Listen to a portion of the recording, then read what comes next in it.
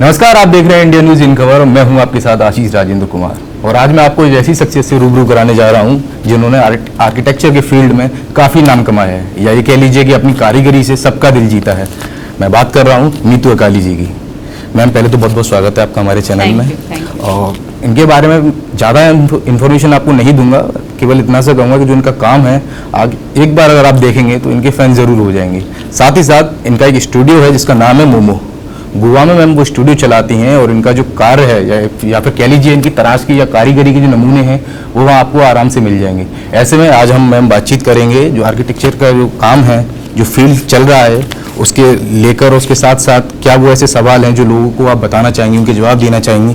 क्योंकि आर्किटेक्चर का नाम जब लोगों के जहन में आता है तो कई सारे सवाल उमड़ते हैं इसको लेके।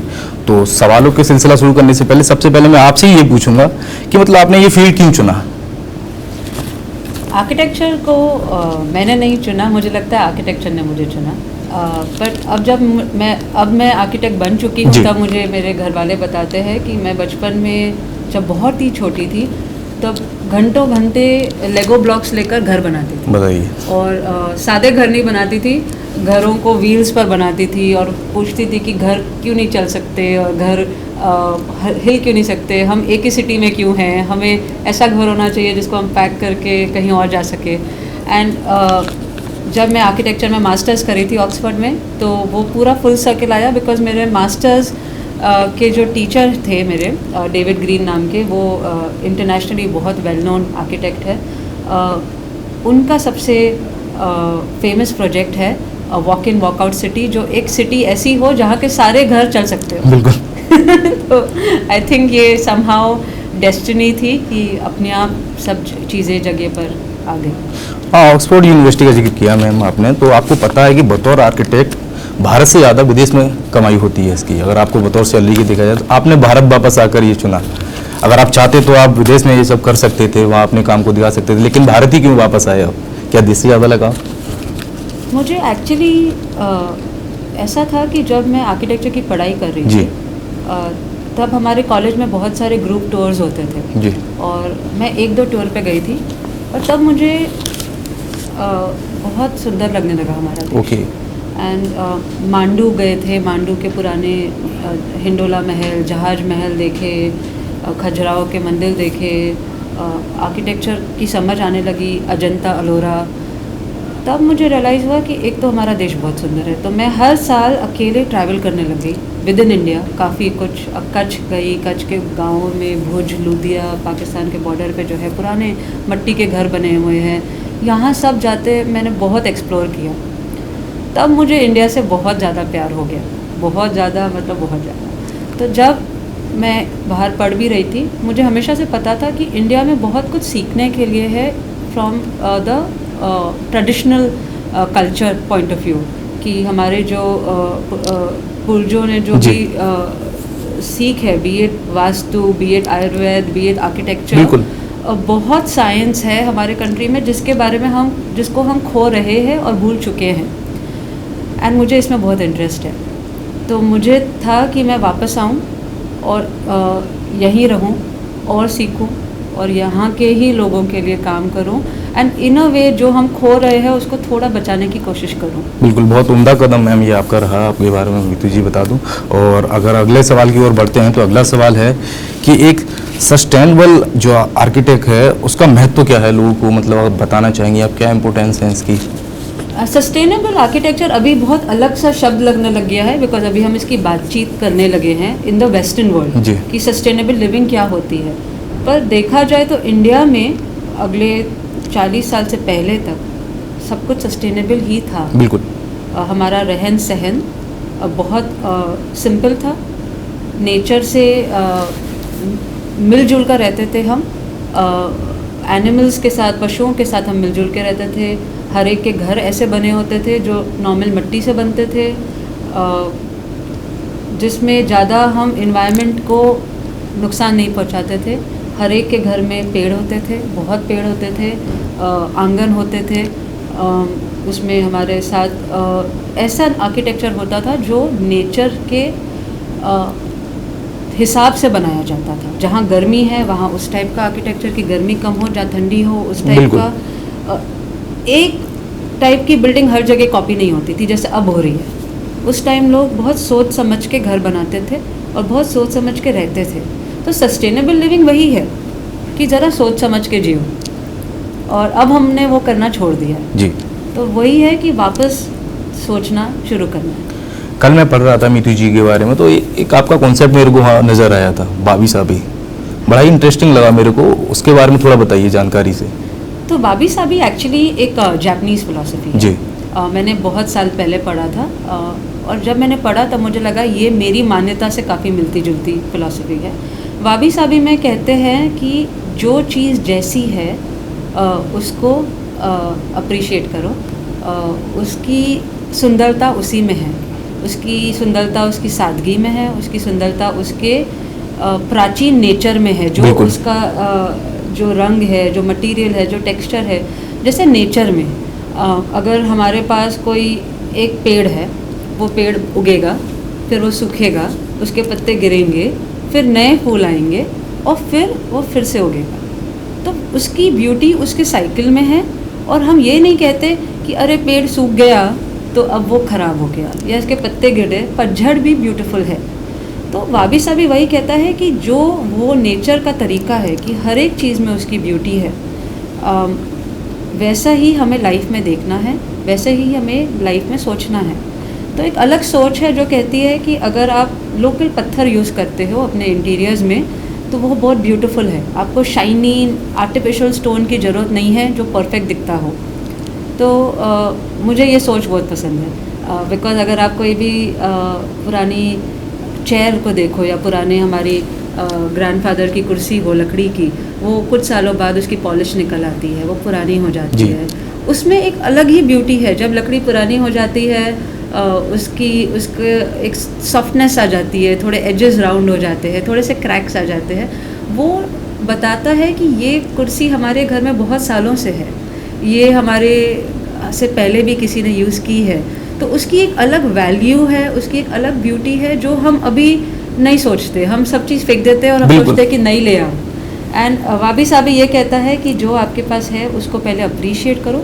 नई चीज़ों की ज़रूरत होती है, बच्चे बड़े होते हैं, आपको नए कपड़े चाहिए, बट जो खरीदो वो सोच समझ के खरीदो, और जब फेंको भी तो सोच कर फेंको कि क्या ज़रूरत है इसकी फेंकने की। चलिए, ये तो आपको समझ आया कि आपके घर में अगर कोई पुरानी चीज़ है तो उसे फेंके नहीं, क्योंकि वो बहुत कीमती है और आने वाले समय में अगर आप उसे रिक्रिएट करते हैं तो बहुत ज़्यादा फायदेमंद है और काफ़ी अच्छे दिखने वाला भी हो सकता है आपके घर में। अगर इस कड़ी में आगे बढ़ते हैं मीतू जी, तो एक सवाल निकल के आता है इस बीच, जो आपका मैं आपको बता दूं इस बीच आपको, कि जो सस्टेनेबल आर्किटेक्चर है रहन सहन को कैसे बढ़ावा देता है? सस्टेनेबल आर्किटेक्चर जो है वो आपके लिए बहुत हेल्दी है। पहली बात तो हमें ये सोचना कि हम सिर्फ हम हैं, वो गलत सोच। बिल्कुल। We are directly linked to each other. हम हमारे माहौल से लिंक्ड है, वातावरण से लिंक्ड है, एक दूसरे से लिंक्ड है और नेचर से भी लिंक्ड है। तो पहले हमें अपनी सोच बदलनी है। अगर हमें ये लगता है कि हम हमारे आंगन के पेड़ को काट ले और उससे हमें कुछ फ़र्क नहीं पड़ेगा, वो सोच ही गलत है। उस पेड़ से आप फ्रेश हवा ब्रीथ कर रहे हैं, आपके बच्चे फ्रेश हवा ब्रीथ कर रहे हैं, वो पेड़ आपके लिए नेचुरल फिल्टरेशन का काम कर रहा है, जो आप अगर मार्केट में ख़रीदने जाएंगे तो आपको बहुत महंगा मिलेगा और शायद मिल भी नहीं पाएगा। बिल्कुल। तो सस्टेनेबिलिटी ये बोलता है कि पहले तो ये रियलाइजेशन कि आप अकेले नहीं हैं, आप हर एक चीज़ पे डिपेंडेंट है, इंटरडिपेंडेंट है, और उसको उसके हिसाब से आपको रहना है। तो अगर सस्टेनेबल लिविंग में देखा जाए तो हम कहते हैं कि you have to design with nature, keeping nature in mind, you have to live with nature. आपके चॉइस ऑफ मटेरियल्स ऐसे होने चाहिए जो आपके लिए हेल्दी है। अगर आप, ये रिसर्च कहती है कि अगर आप अपने घर में, घर के बाहर, घर के अंदर पेड़ रखते हैं तो उससे आपकी ब्रीदिंग अच्छी हो जाती है, उससे आपको साइकोलॉजिकली आप अच्छा फील करते हैं। तो of course it has an impact on you. तो ये कहना कि हमें कुछ फ़र्क नहीं पड़ता is a very wrong approach. आपके चॉइस ऑफ मटेरियल, अगर आप ऐसे मटेरियल यूज़ करते हैं जिसमें बहुत सारे केमिकल्स हैं और वो आप ब्रीथ कर रहे हैं, जैसे काफ़ी सारी पेंट होती है जिसमें हार्मफुल केमिकल्स होते हैं, अगर पॉलिशेस होते हैं जिसमें हार्मफुल केमिकल्स होते हैं, कई सारी समस्याएं फेस करनी पड़ती हैं। काफ़ी सारी समस्याएं हैं जो हम सोचते भी नहीं है। हम आजकल सोचते हैं कि हमको इतनी सारी बीमारियां क्यों हो रही है। अगर आप देखें तो everything to the floor cleaner to हर एक चीज़ में हमने बहुत केमिकल्स डाले हैं। तो ये सोचना ज़रूरी है कि मैं किस केमिकल्स को यूज़ कर रहा हूँ। हमारे स्किन प्रोडक्ट्स, हमारे हेयर प्रोडक्ट्स आपको क्या हार्म कर रहा है क्या नहीं, वो सोचना ज़रूरी है। एंड कॉन्शियसली चूज़ करना ज़रूरी है आपके प्रोडक्ट्स। तो I think sustainable living architecture में भी आती है और हर एक चॉइस ऑफ मटेरियल में भी आ जाती है, जो भी आप अपनी लाइफ में चूज़ करते हैं। चलिए इस कड़ी में आगे बढ़ते हैं थोड़ा और मीतू जी, और अच्छी तरीके से इसका अध्ययन करते हैं। बतौर आर्किटेक्ट आप अपने घर को बिना किसी मेजर चेंजिंग के इको फ्रेंडली कैसे बना सकते हैं? आई थिंक प्लांट्स तो बहुत इम्पॉर्टेंट है, पौधे अपने घर में अंदर बाहर, अगर बाहर जगह नहीं है बैल्कनी में इंडोर प्लांट्स आते हैं। इंडोर प्लांट पौधे बहुत ज़रूरी है अपने घर में रखना। दूसरी बात कि ऐसे अप्लायंसेस यूज़ करें, टीवी, फ्रिज, वॉशिंग मशीन, जिसमें कम से कम एनर्जी कंजम्पशन हो, जिसमें आप ज़्यादा नुकसान नहीं कर रहे एनवायरनमेंट को। ऐसे मटेरियल्स यूज़ करें जो आप ज़्यादा टाइम चला सकते हैं। ऐसे मटेरियल्स अवॉइड करें जो आगे चल के टूट जाएं, फेंकने पड़े, ज़्यादा लंबे समय तक नहीं चल सके। ज़्यादा लंबे समय तक चल सके, ऐसी चीज़ें यूज़ करें। भले ही इनिशियली थोड़ी महंगी हो, भले आप डबल स्पेंड करें स्टार्टिंग में, बट ऐसी चीज़ें चूज़ करें जो आपको लाइफ टाइम लास्ट करें। ऐसे मटेरियल्स चूज़ करें जो बार बार रिप्लेस ना करना पड़े।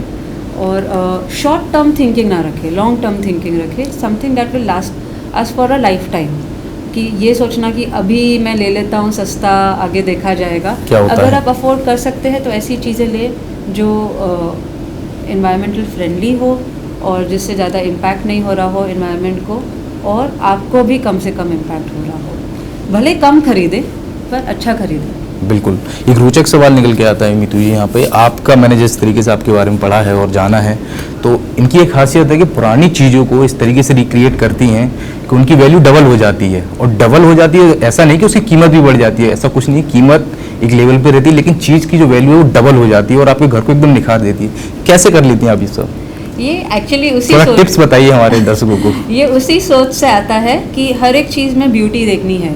तो मैं एक्चुअली बहुत सारे एंटीक शॉप्स में जाती हूँ। इंडिया में बहुत सारे, हर जगह, हर सिटी में छोटे एंटीक शॉप्स होती है जहाँ लोग अपना पुराना सामान फेंक देते हैं। तो मैं वहाँ पे बहुत जाती हूँ, मुझे बहुत पसंद है, क्योंकि मैंने रियलाइज़ किया है कि इस एंटीक शॉप में जो लकड़ी होती है, रोज़ वुड मिल जाती है, टीक वुड मिल जाती है, जिसको अगर आप मार्केट में ख़रीदने जाओ तो इतनी महंगी है कि हम सारे ये पार्टिकल बोर्ड वाला फर्नीचर खरीदते हैं, असली लकड़ी खरीदते ही नहीं है। एंड हमारे एंटीक शॉप में बहुत सारी ऐसी चीज़ें मिल जाती, तो मैं उनको ले आती हूँ।